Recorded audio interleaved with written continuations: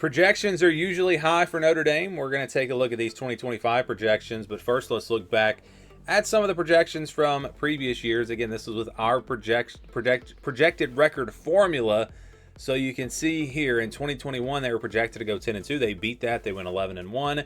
10-2 is also the projection in 22. They went 8-4. So a disappointing year in 23.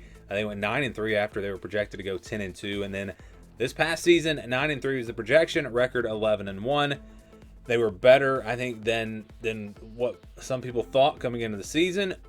Also, though, you have to admit that the schedule did turn out to be a lot easier than we expected. I mean, look at Florida State. They were supposed to be, top 25 team. They were awful, and there were some other teams in there as well.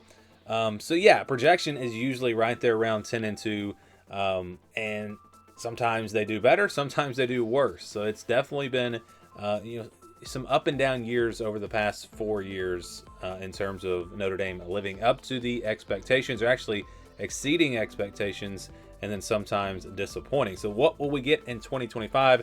I don't know, but we're going to give you the projection. And again, this is with our projected record formula. So again, here's the schedule, and this is how it works. If the games, and this is all based off of our tier system. If you're wondering, Notre Dame is a tier 1 team. Notre Dame is a tier 1 team. They are at the very top. So keep that in mind there. If they play a team that's a tier below them, for example, a tier 2 team, they're going to be in that 61 to 70% range. If it's on the road, though, that becomes a 50-50 game. So home field advantage plays into this. And one way I like to look at it, this is not exactly how it works, but it kind of works out this way. If the game turns out in the white, those are like games where the spread's probably going to be around a field goal, 3, 4, 5 points, 60 to 70, more like a touchdown, 7, 8, 9 points, 70 to 71 to 80%. Those are your double-digit spreads, and then 80 and above, those are games where the spread should be, 20 or more. Again, that's not how we do this, but it usually works out that way. So that's just something to keep in mind, just another way to look at it. I think you do have several easy wins here: Purdue, NC State, Boston College, Navy, Syracuse, and Stanford.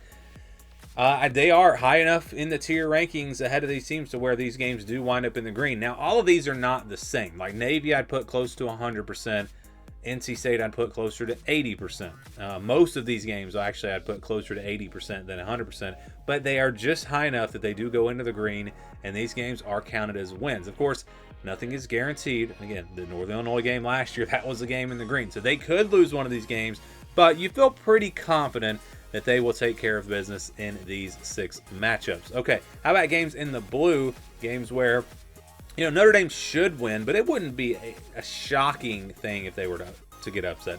And we're talking about Arkansas on the road, Boise State at home, USC at home, and then on the road at Pittsburgh. Those are games, again, where Notre Dame should win. I think they will be, 10 to 14 point favorites in these games.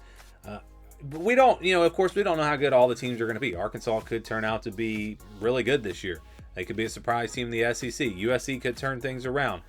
Pitt may play like they played early in the year last year and be a top 25 team. So it's, again, hard to predict, but just based off of our tier rankings, which does have a heavy emphasis on last season, these are the 4 games that the Notre Dame should win, but it would not be a complete shock if they were to lose. And again, you're looking at Arkansas on the road. I think that's a game that does have that upset alert potential for sure, mostly because it's on the road. Boise State, again, we don't know how good they're going to be compared to last year. USC, so many changes with the roster, with the transfer portal, but they could have a huge spring portal season. They could bring in a bunch of great players. We don't know. It's so early. That's why we call these very early projections. And then, like I said about Pittsburgh. So those are the 4 games where you feel pretty good if you're a Notre Dame fan, but you're not going to take anything for granted. You're not going to just expect to win those games. And then that leaves us with Texas A&M next. So Texas A&M, they're a tier 2 team. So they're a tier below Notre Dame. It's at home for Notre Dame. That's why this one is in the 61 to 70% range. This is a game where Notre Dame, I believe, will be favored by about a touchdown. They beat them last year on the road. They're at home this year. And again, how good will these teams be? How many pieces will they have coming back? There's a lot of time to do research, and I won't do predictions until probably around the 1st of June. Once we have more time to do the research on these teams and see exactly who's coming back, see the transfer portal additions, it takes some time. So my predictions will be coming down the road, but looking at it very early here, I do think Notre Dame maybe a tier above Texas A&M plus the game at home. That's why that one is in the purple. And then you've got Miami on the road. I do have Miami as a tier 2 team, so they're a tier below Notre Dame. But this game is on the road, so that's why it's in the white. It's a 50% game. It's one that could really go either way. And you talk about setting the tone for the season, that is exactly what is going to happen with this game. Notre Dame goes on the road and they beat Miami, and then let's say they beat Texas A&M in their second game coming off a bye week. You're going to start looking at this team potentially going undefeated, and a team that I think you're going to feel very confident in getting back to the college football playoffs. So huge games to start off the season, and if they split those games, then you look at the rest of the schedule, the odds would say they're going to trip up somewhere, and that is kind of what we get with this projection. So the projected record for Notre Dame is 10-2, which is what it has been. I showed you there at the beginning. This has been the projection almost every year since I've been doing this, and it's the projection again this year. One of the big things, like I said, is how good will all these teams be? We think we know, but maybe we don't. Maybe Miami turns out to be horrible.